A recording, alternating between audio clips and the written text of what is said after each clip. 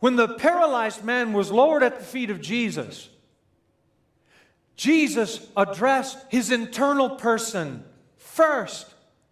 And I'm not even convinced he would have healed the man. Now, maybe so.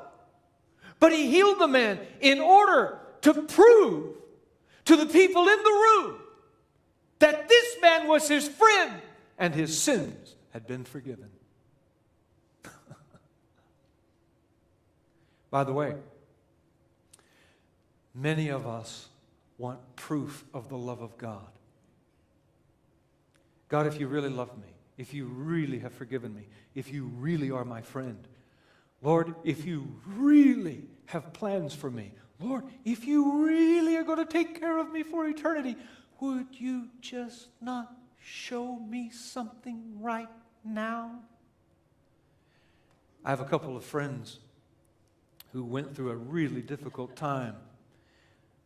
It was a couple, been married for a long time, and the husband was in horrible organ failure. And when I would pray for his healing with them, they would get so discouraged. And she would say to me, Wade, would you just ask the Lord to throw us a bone? Nothing wrong with that, man. I would ask the Lord to throw them a whole bag of bones. What she was meaning was, do something, God, today to show us that you love us.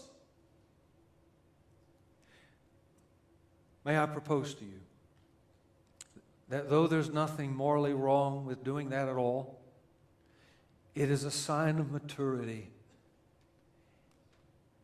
It is a token of spiritual maturity for people to believe in the love of God without having to see physical blessings. Jesus himself pronounced the blessing when he said, "Blessed are those who believe without seeing." We just sang about it. And so if you're here this morning and you're really struggling with believing that God is truly your friend, contrary to human opinion and common experience, everybody turns against those who failed. Jesus moves toward and says, "Friend." If you're having a hard time believing that, nothing wrong in asking God to throw you a bone. But can I remind you that proof of the love of God is not necessarily seen